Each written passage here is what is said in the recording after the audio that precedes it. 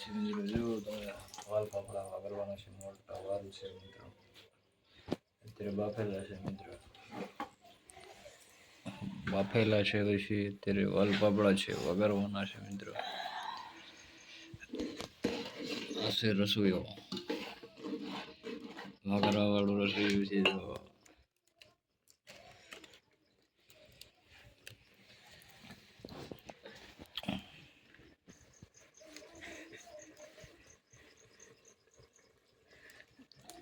कैसे कैसे लोग रहते हैं वागल बाबा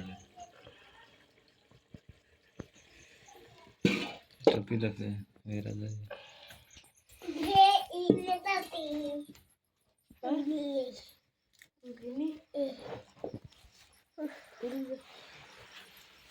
तो सुनाने से आखिर सुनना कोई इतनी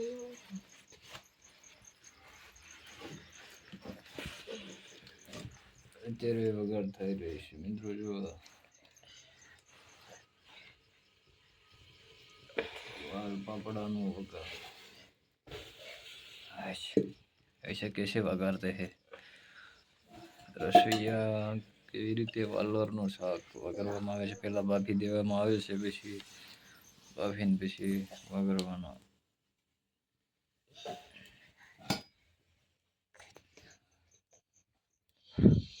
તેલ નાખે છે મિત્રો. જો તેલ નાખ્યું,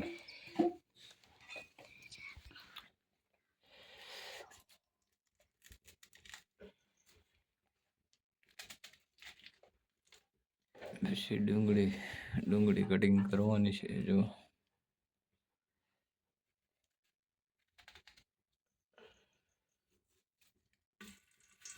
ચાલો ડુંગળી કટિંગ થઈ છે.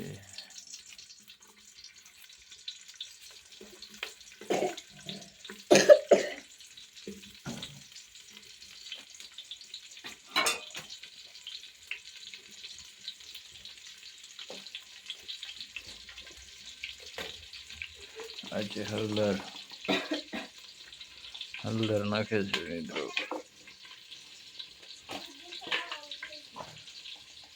મસાલો,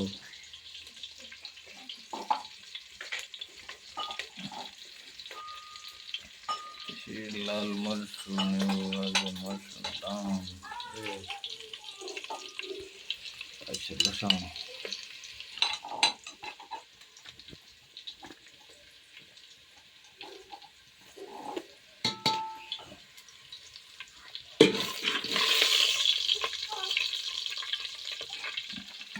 મરચાં, હળદર ને મસાલો, હિંગ,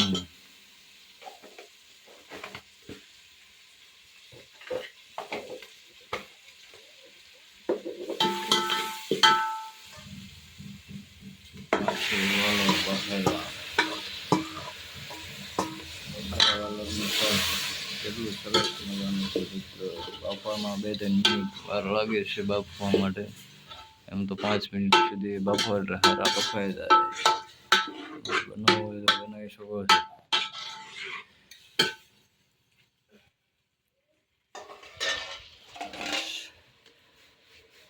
10 મિનિટમાં શાક કમ્પ્લીટલી બનાવવાનું છે.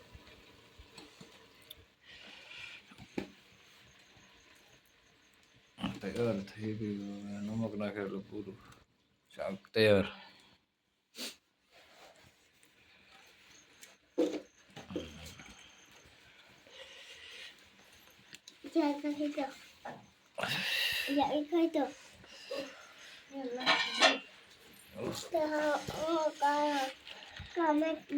એમાં દૂધ એડ કરવાના છે. જો દૂધની ગાડલી છે મિત્રો, પછી દૂધ એડ કરે છે. જો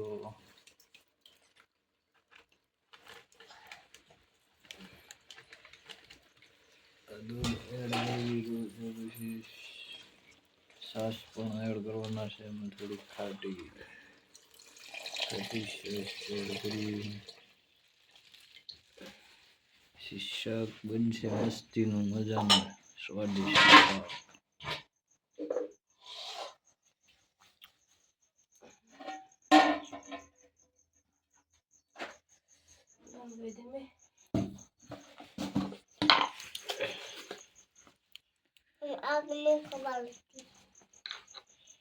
નમક નાખી દીધું હવે કમ્પ્લીટ હલાવી નાખી એટલે કમ્પ્લીટ થઈ જવાનું હોય છે. ચાલો કમ્પ્લીટ તૈયાર છે મિત્રો. ચાલો પછી નવા વિડીયોમાં મળીશું.